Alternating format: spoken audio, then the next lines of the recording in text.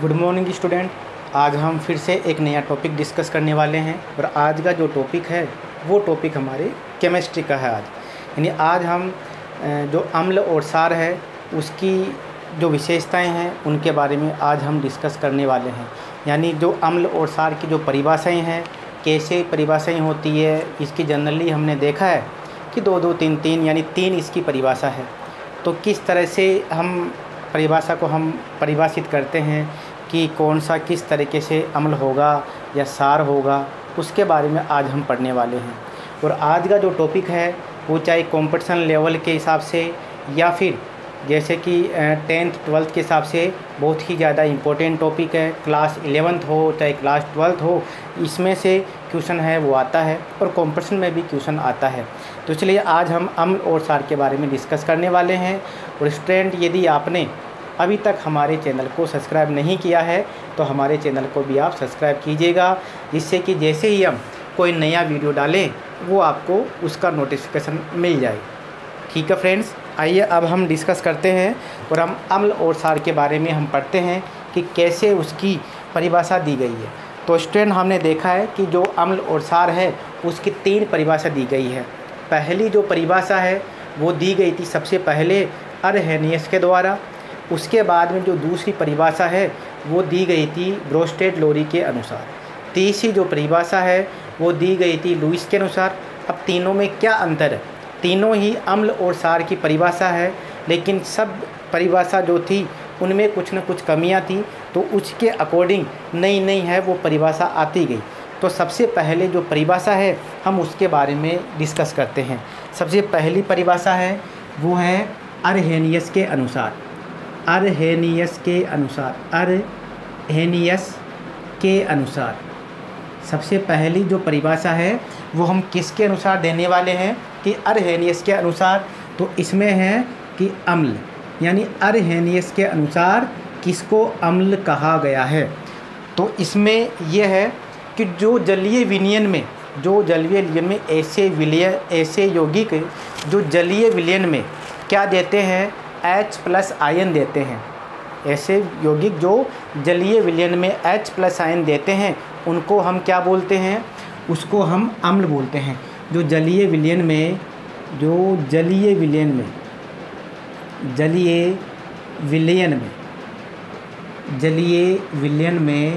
H+ ion देते हैं, ऐसे यौगिक जो जलीय विलयन में H+ आयन देते हैं उसे हम क्या कहते हैं? आयन देते हैं, उन्हें हम अम्ल कहते हैं। उसे हम अम्ल कहते हैं। कि इसका कोई एग्जाम्पल, कि इसका उदाहरण क्या है? इसका उदाहरण है HCl। HCl को जैसे ही हम किसी यौगिक में यानी हम पानी में डालते हैं तो वैसे ही क्या करते हैं, वो H+ अलग हो जाता है और Cl अलग हो जाता है। इसलिए हम क्या कहते हैं कि वो H यानी वो अम्ल है, क्योंकि ये क्या दे रहा है, ये हमारे को H+ आयन दे रहा है। अब इसी के अनुसार दूसरी जो परिभाषा होती है वो क्षार की होती है। यानी क्षार किसे, अरहेनियस ने क्षार किसको कहा है? अरहेनियस ने क्षार कहा है कि ऐसे यौगिक जो जलीय विलयन में क्या करते हैं, H+ आयन जो OH- आयन देते हैं, ऐसे यौगिक। या फिर आप ऐसे भी लिख सकते हो कि ऐसे यौगिक जो जलीय विलयन में, जो आप यहाँ पर भी ऊपर भी आप ये कर सकते हो, ऐसे यौगिक जो जलीय विलयन में क्या करते हैं, जलीय विलयन में ये ऐसे जलीय विलयन में OH- आयन देते हैं, OH- आयन देते हैं। उसको हम क्या बोलते हैं? उसको हम बोलते हैं क्षार।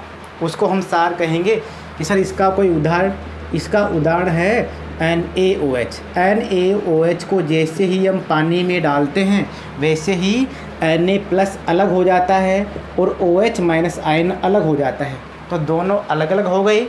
इसलिए हमने क्या कहा कि ये OH- आयन देता है, इसलिए हमने इसको क्षार कहा। अब ये तो हो गई अरहेनियस की बात। अब इसके बाद में जो दूसरी बारी आई वो ब्रोस्टेड-लोरी की बात आई। यानी ब्रोस्टेड-लोरी ने कहा, यानी कुछ ऐसे हमारे को यौगिक मिले जिनमें क्या नहीं थे, जिनके अंदर OH माइनस आयन थे ही नहीं, फिर भी वो क्या थे, या तो फिर भी वो सार थे। तो ऐसा कैसे हुआ? तो फिर ये तो कुछ अपवाद थे।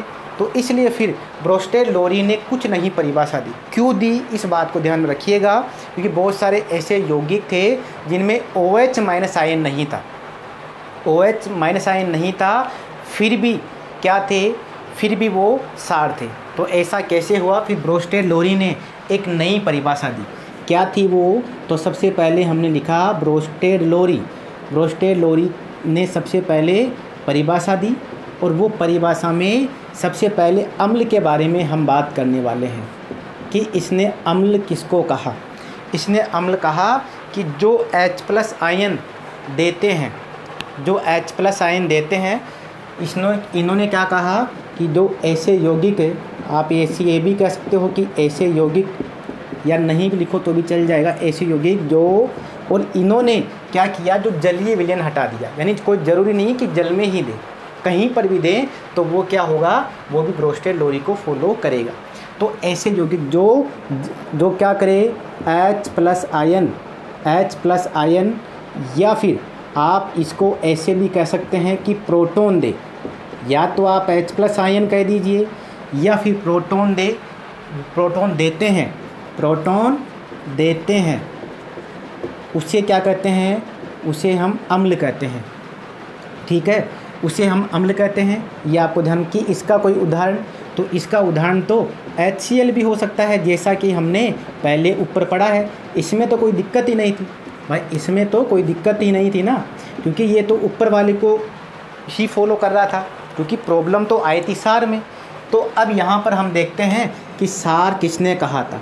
सार की परिभाषा क्या थी, यानी ऐसे यौगिक जो क्या करें, ऐसे यौगिक जो H+ आयन, या तो H+ आयन, या फिर आप इसको कह दीजिए प्रोटॉन। मैं प्रोटॉन क्यों कहते हैं वो भी मैं अभी आपको बताऊं कि इसको प्रोटॉन क्यों कहा है। जो H+ आयन या प्रोटॉन क्या करते हैं, लेते हैं, उसे हम क्या कहते हैं, सार, उसे हम सार कहते हैं। इसका कोई उदाहरण, तो इसका उदाहरण हो जाएगा, क्या उदाहरण हो जाएगा, इसका जो एग्जाम्पल है वो हो जाएगा NH3।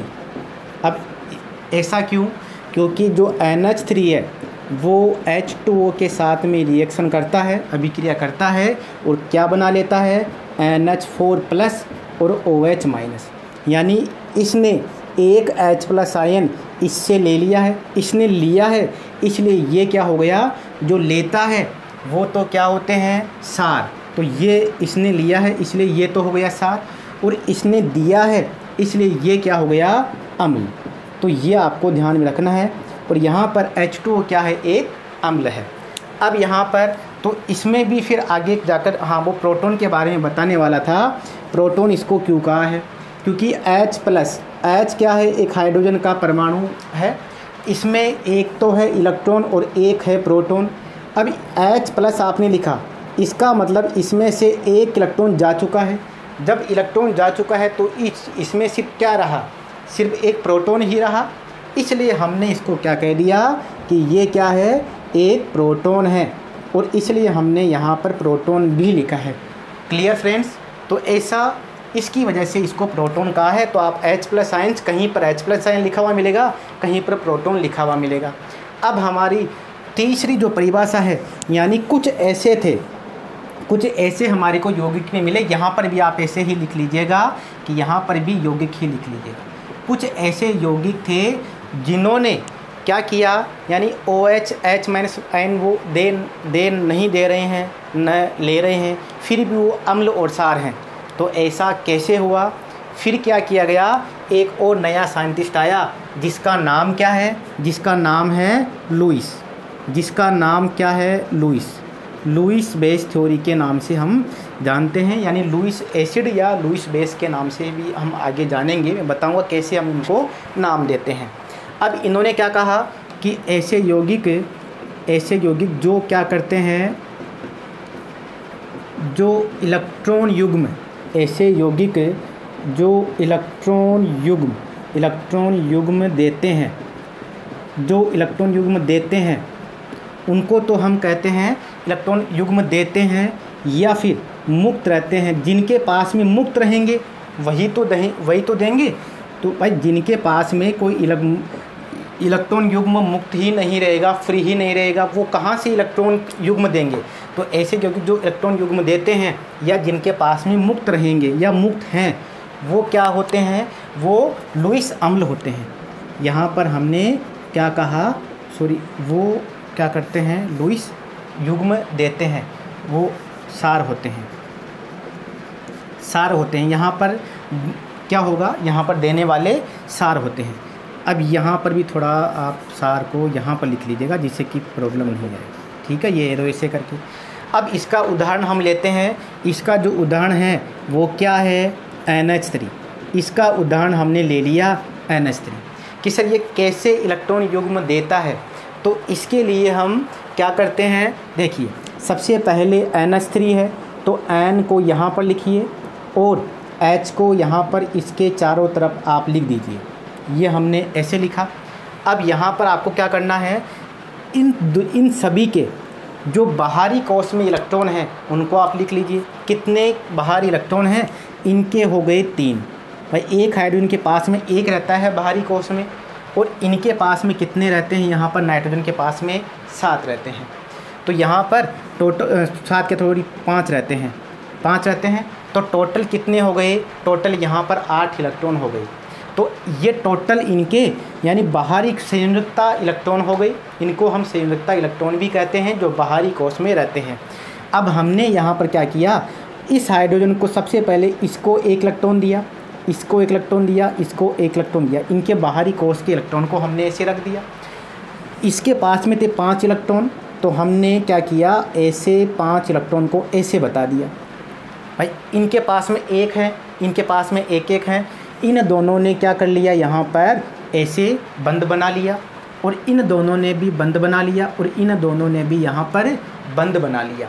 अब बंद बनाने की वजह से यहाँ पर क्या हुआ कि ये दोनों इलेक्ट्रॉन तो यहाँ पर क्या रह गए, मुक्त इलेक्ट्रॉन युग्म। यानी इन्होंने किसी के साथ में भी बंद नहीं बनाया, और बंद नहीं बनाया इसकी वजह से ये क्या है, मुक्त इलेक्ट्रॉन युग्म। यानी यदि कोई इनसे ऐसा कहे कि मेरे को मुक्त इलेक्ट्रॉन युग्म चाहिए, तो क्या ये इसको दे सकता है क्या, बिल्कुल, हाँ बिल्कुल ये दे सकता है। और इसीलिए हमने इसको क्या कहा कि ये क्या है, एक सार है। तो इसी और इनको हम क्या किस नाम से भी जान सकते हैं, इसको हम लुईस सार के नाम से भी जान सकते हैं। ऐसा क्यों, क्योंकि अर्हेनियस के अनुसार या ब्रोस्टेड लोरी के अनुसार तो हम इनको सार कह ही नहीं सकते हैं। इसीलिए फिर यहाँ पर नई परिभाषा दी गई, और किसके अनुसार, लुईस के अनुसार, और इसलिए हम इनको लुईस सार के नाम से जानते हैं। अब है अम्ल की परिभाषा। अम्ल किसको कहते हैं, यानी ऐसे यौगिक जो क्या करते हैं, ऐसे यौगिक जो इलेक्ट्रॉन युग्म लेते हैं, जो क्या करते हैं, इलेक्ट्रॉन युग्म लेते हैं, यानी जिनके पास में कमी हो, या तो लेते हो या फिर जिनके पास में कमी हो इलेक्ट्रॉन युग्म की लेते हैं, या फिर इलेक्ट्रॉन युग्म की कमी हो, उसे हम क्या कहते हैं, उसे हम अम्ल कहते हैं। कि सर इसका कोई उदाहरण, तो इसका उदाहरण होता है BF3। इसका उदाहरण क्या होता है, इसका उदाहरण होता है BF3। तो कैसे इसका उदाहरण होता है BF3, अब देखिए यहाँ पर कैसे होगा। तो यहाँ पर मैं इसके लिए डायग्राम यहाँ पर बना रहा हूँ। तो यहाँ पर क्या करते हैं, जैसे यहाँ पर अभी हमने किया था, कुल संयोजकता इलेक्ट्रॉन कितने हैं, F में कितने होते हैं, 7।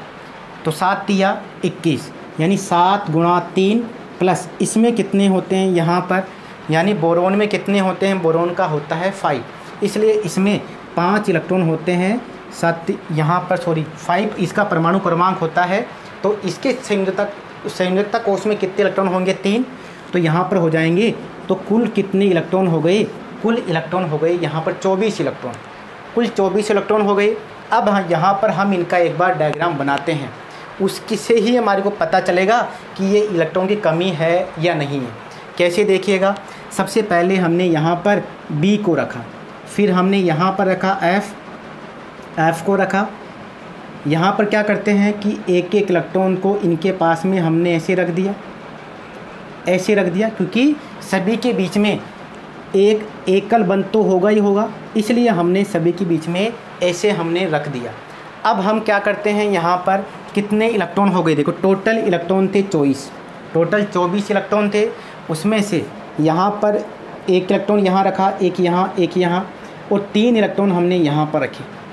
अब क्या हुआ कि अब हम बचे हुए इलेक्ट्रॉन से सबसे पहले किसी का भी आप ऐसा डायग्राम बनाओ तो सबसे पहले यहाँ पर एकल बंध बनाना पड़ता है, क्योंकि ये तो एकल कहीं मतलब एकल बंध तो होगा ही होगा ना। उसके बाद में बाहर वाले जो रहते हैं उनको कंप्लीट करने की हम कोशिश करते हैं। तो देखो इसके लिए ऐसे इन्होंने बंध बना लिया, इसके लिए इन्होंने बंध बना लिया। अब इसको कितने इलेक्ट्रॉन चाहिए, इसके बाहरी कोश में 8 इलेक्ट्रॉन होने चाहिए, तो कितने इलेक्ट्रॉन यहाँ पर और होने चाहिए, तो यहाँ पर हो गए 2, तो यहाँ पर ये भी इसकी गिनती में आएंगे। तो यहाँ पर कितने इलेक्ट्रॉन आ गए, यहाँ पर 6 इलेक्ट्रॉन और आ जाएंगे। यहाँ पर भी 6 इलेक्ट्रॉन और आ गए, 6 इलेक्ट्रॉन। और यहाँ पर भी कितने इलेक्ट्रॉन आ गए, यहाँ पर भी 6 इलेक्ट्रॉन और आ गए।